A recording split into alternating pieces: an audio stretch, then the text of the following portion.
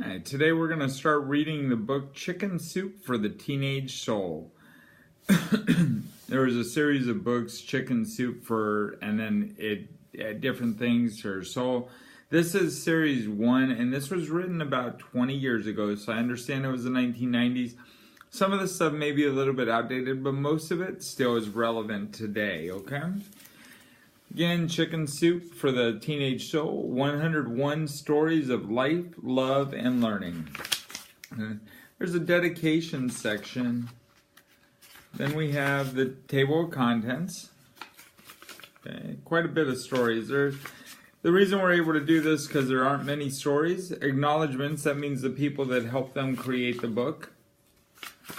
And then we have an introduction. This is kind of saying how this book is meant for you as a teenager, or some of you are preteen, but this is meant for you, okay? Chapter 1 on relationships.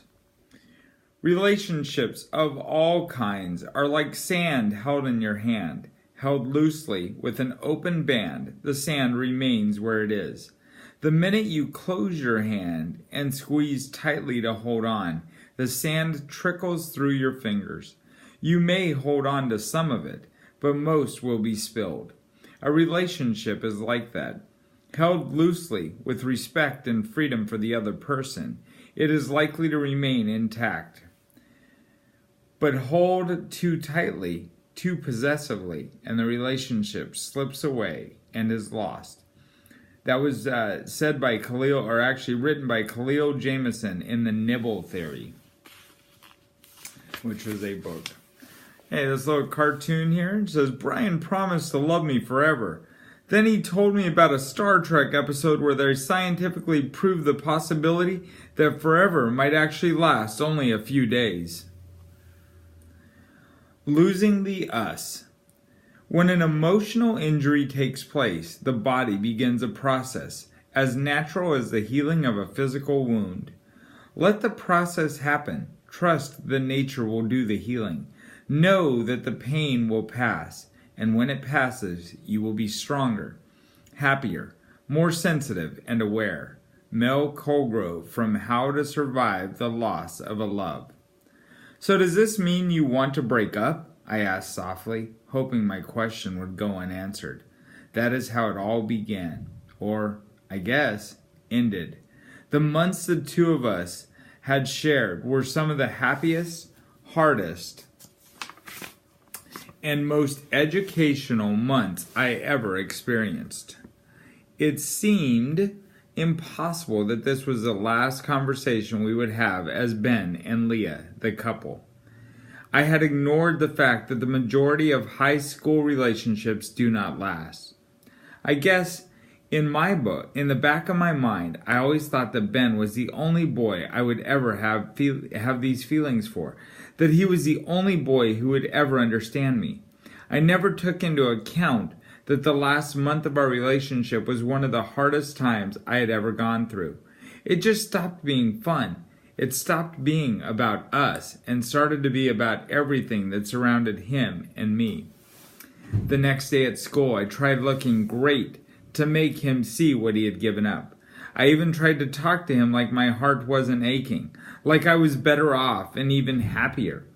But inside, I looked at him and could only see all the love and time I had given and all the hurt I had received. I walked around school in a complete daze, and I cried myself to sleep every night.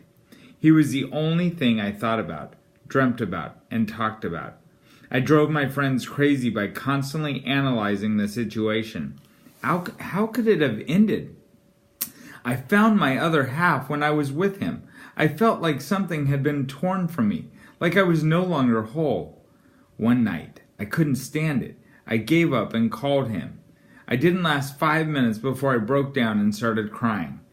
I told him I had forgotten how to be by myself, and that I needed him. I didn't know how to be Leah without Ben. We had been through so much together that I could not imagine getting through this on my own. He told me that he would always care for me, but that it had become impossible to love me.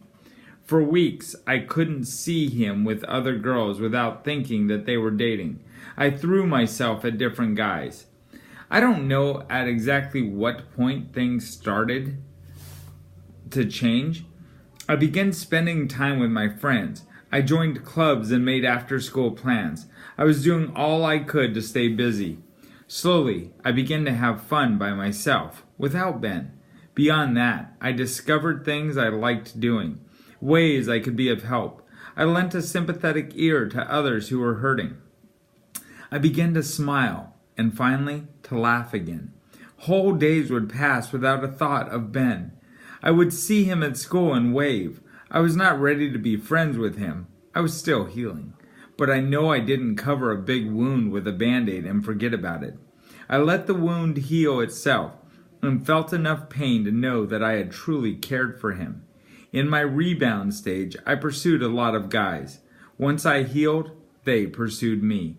The wonderful thing that happened was that I learned how to be a whole person, not half a couple. I'm in a new relationship now, and eventually we will probably break up, and it will be hard, and I will cry and feel just as much, if not more, pain. But I had to ask myself if never caring for someone so that I wouldn't feel that hurt was worth it. I know now that the famous quote is true. Better to have loved and lost than never to have loved at all. Because no matter what, loving yourself can heal anything. Lisa Gay, 16 years old. Have a good day. That's the first section. Bye.